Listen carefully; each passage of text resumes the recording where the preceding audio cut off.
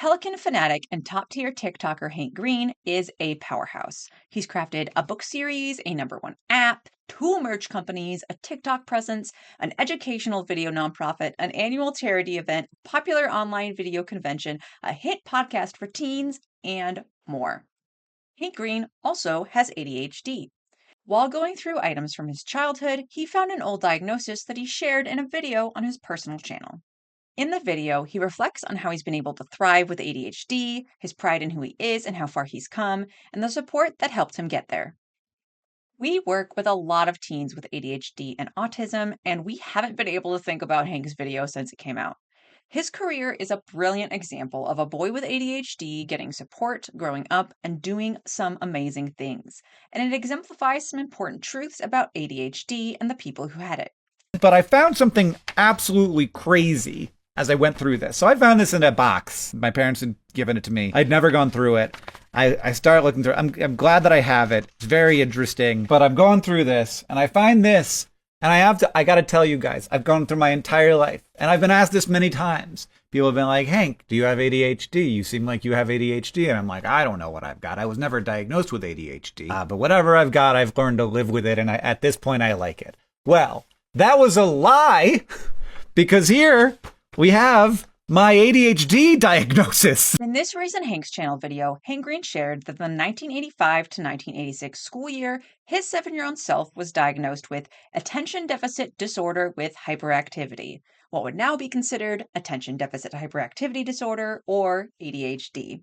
He looked back at the referral from his school where his teacher reported this. His teacher reports that Hank is disorganized, has difficulty attending in class, and is often distracted. Chronic history of physical restlessness, difficulty focusing attention, and lack of organizational skill. We see this all the time. A passionate but distracted child with big ambitions and big struggles to focus, sit still, and keep organized. Look, what's that but just ADHD? Hank may have learned to live with it, but that's easier said than done. Folks with ADHD have to interface with parents and peers who don't understand them and often deal with frustration and loneliness from a difficult time making friends. Here's what Hank had to say in an earlier video reflecting on his symptoms. I still often hurt people's feelings or annoy them by going somewhere else in my head when people that I care about are talking to me. As I've previously said, I'm often late for stuff, which makes people think that I don't care about them. Sometimes I have very difficult to control flashes of rage in grocery lines. When I am able to focus on things, which is actually pretty frequently, I get really focused, and when I am forced to disengage from that focus, I get irrationally angry. The ADHD tweens and teens we see also struggle in a school system that wasn't built with their needs in mind. Sometimes I feel like the world is built, for the average person, and none of us are average, right? In talking about this, Hank referred back to a previous Vlogbrothers video about his delayed sleep phase disorder, or DSPD, a condition where a person's natural bedtime, and thus wake-up time, is later than the societal norm. I just have a sleep phase that begins on the later edge of the bell curve. This was very hard for me during school, a significant challenge to social and academic life. It became a disorder because I was inside of a cultural optimization that could not allow for my natural variation. As time went on, Hank had a flexible class schedule in college and, subsequently, flexible work schedule as a vlogger and YouTuber, which meant that he could sleep at his body's natural time and work during ideal hours. I had the same sleep phase, but I no longer had a disorder because the sleep phase was not causing me problems. But now he has a disorder again. Why? He has a child who has to wake up early for school. And now I have it again, but nothing about me changed. The thing that changed was the world around me, and that affected whether or not I had a disorder, which is very weird to me, and I want to talk about that. Hank feels the same way about ADHD. And in the same way, there's no doubt in my mind that ADHD in particular is not a disorder, except that the world is not well suited to people who have it. And so I am lucky that I have found a way to be a professional in the world where it gives me advantages rather than holds me back. If you are or you know someone with ADHD, know that there's nothing wrong with you. You were just born in a world that wasn't made for you, a world that expects you to sit still in a classroom and absorb knowledge from a lecture and all of that nonsense. And coping with that is hard work. Hank noted that for himself, his strategy has been a combination of making himself more world shaped, i.e., creating his own business where his employees help carry the load of administrative tasks, pursuing ventures that utilize his hyperactive mind, and building relationships, personal and professional, with people who understand the way his brain works. And then on the other hand, making himself more world shaped. So making commitments with others to ensure he follows up, building systems to aid his executive functioning, and learning to channel his energy in productive ways. Through optimizing the world around him, working on himself, and, as he notes, getting lucky, Hank has been able to do some pretty amazing things. One of them is Focus Friend, a productivity app in which users set countdown clocks in their phone to give a little animated being time to work on their knitting. It has become both wildly successful and wildly effective, due in part to Hank's familiarity with focus issues.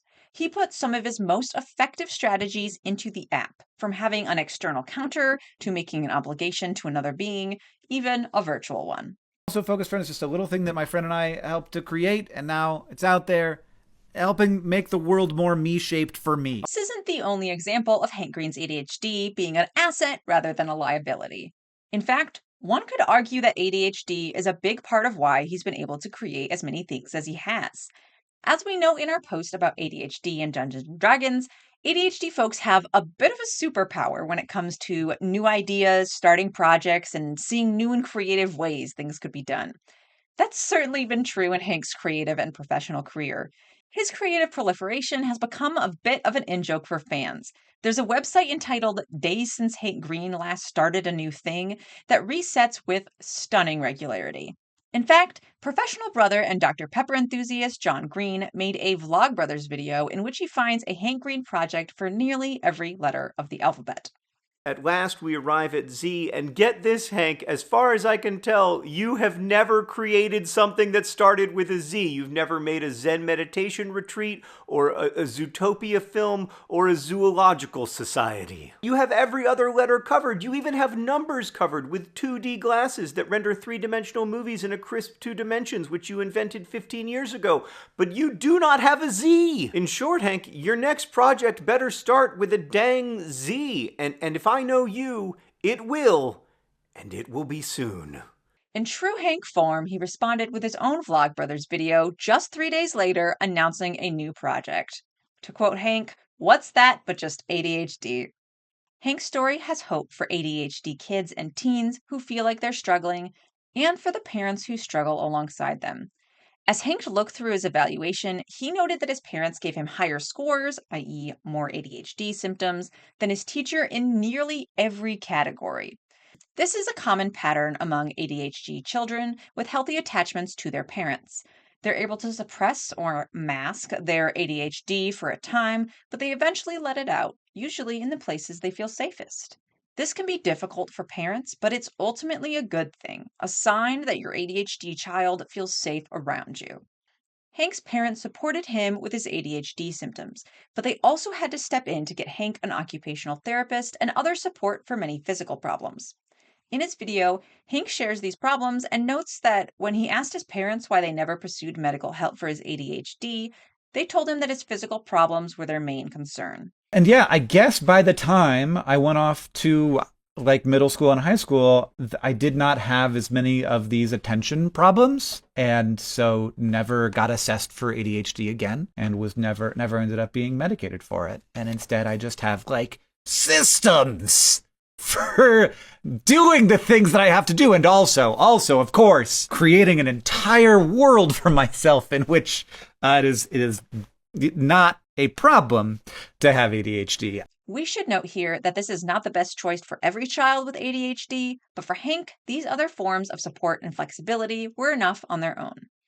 It looks like the school system did a pretty good job of handling this. It's weird to see like back and how worried my parents were about this, how much work we did, and also how invisible it is to me now. I'm like proud of little me. I'm especially like grateful to my parents and my teachers. Like weirdly like proud of my mom for handling this and for being proactive about it and doing the work to make sure that I was getting my assessments and that I was, like my problems were being taken seriously. This story is a message to ADHD teens that getting through the hard parts of ADHD takes work, but it's work that's worthwhile and can mean that one day the hardest parts are behind you and the cool creative superpower parts are ahead. It's also a message to parents of ADHD teens.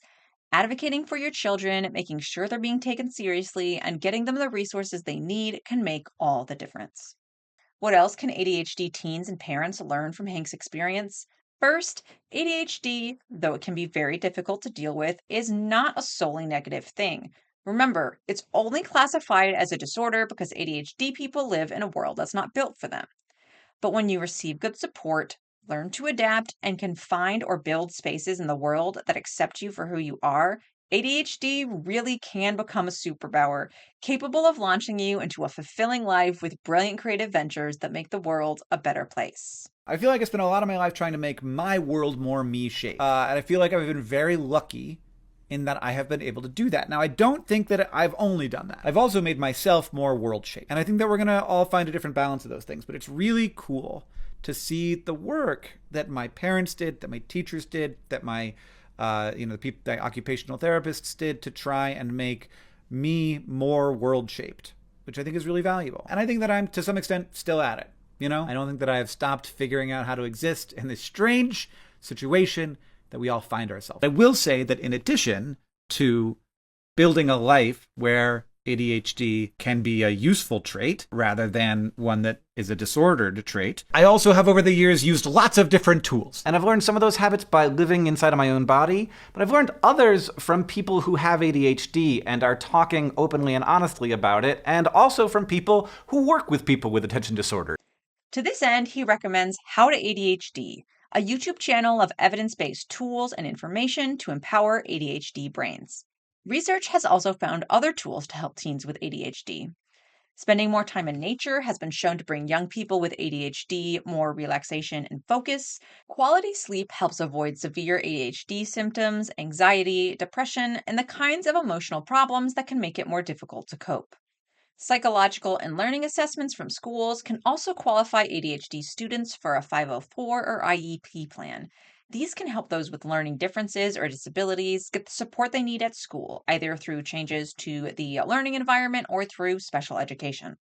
But one of our favorite, and arguably one of the most fun, tools to help teens with ADHD are creative storytelling games like Dungeons and Dragons, which, we would be remiss not to mention, Hank Green also plays from time to time. These kinds of games help ADHD players practice skills like socialization, executive functioning, and emotional regulation, give just enough structure to be helpful, and provide opportunities for the kinds of creative expression we often see in ADHD teens and kids. Figuring out how to live in your own mind and your own body is like the task of your life. And there's no reason to think that you have to take that on alone. Our games are filled with tween and teen players who have seen the benefits to their social skills, executive functioning, focus, and more, making friends as they embark on epic adventures and find their people. Learn more and sign up for our waitlist via the button below, or download Focus Friend to make yourself just a little bit more world-shaped. Thanks for watching, enjoy the chaos, and as they say in my hometown, don't forget to be awesome.